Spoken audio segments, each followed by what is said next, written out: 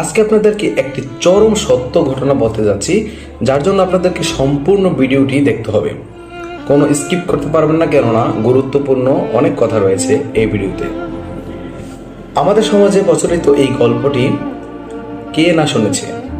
আমি বলতেছি, এক বৃদ্ধা প্রতিদিন নবীজি সাল্লাল্লাহু আলাইহি সাল্লামের রাস্তায় কাটা ছড়া ফেলত।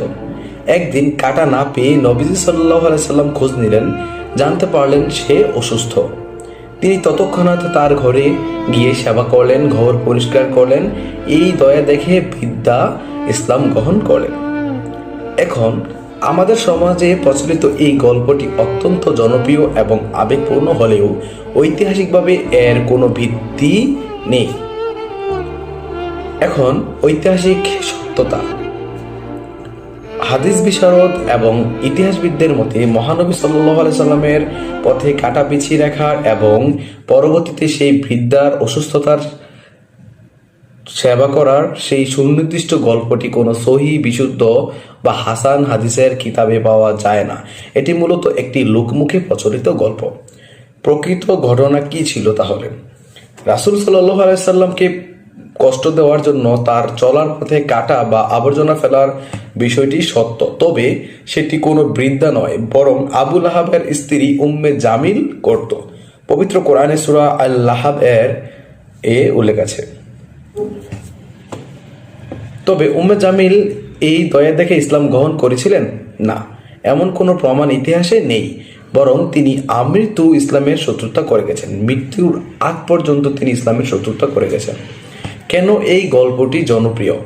গল্পটি জনপ্রিয় হওয়ার প্রধান কারণ হলো এটি নবীজি সাল্লাল্লাহু আলাইহি সাল্লামের ক্ষমা ও সহনশীলতার চরম বহিঃপ্রকাশ ঘটায়। যদিও এই নির্দিষ্ট গল্পটি প্রমাণিত নয়, তবে নবীজি সাল্লাল্লাহু আলাইহি সাল্লামের বাস্তব জীবন এমন হাজারো দয়া ও ক্ষমতার মূর্ত প্রতীক ছিল। যেমন মক্কা বিজয়ের দিন তিনি তার চরম শত্রুদের ক্ষমা করে দিয়েছিলেন। তায়েফে পাথরের আঘাতে রক্তাক্ত হয়েও তিনি তাদের ধ্বংসের জন্য বদদোয়া করেননি। এখন ইসলামের দৃষ্টিভঙ্গি কি? ইসলামী শরিয়া অনুযায়ী রাসূল সাল্লাল্লাহু আলাইহি সাল্লামের নামে এমন কোনো কথা বা গল্প প্রচার করা উচিত নয় যা ঐতিহাসিকভাবে প্রমাণিত নয়। নবীজি সাল্লাল্লাহু আলাইহি সাল্লাম বলেছেন, যে ব্যক্তি ইচ্ছাকৃতভাবে আমার উপর মিথ্যা আরোপ করবে সে যেন তার ঠিকানা জাহান্নামে বানিয়ে নেয়। সহিহ বুখারী।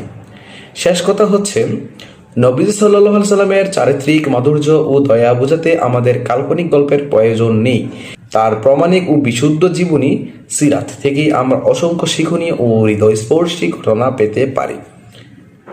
তো আশা করি আপনারা বুঝতে পেরেছেন ভিডিওটি।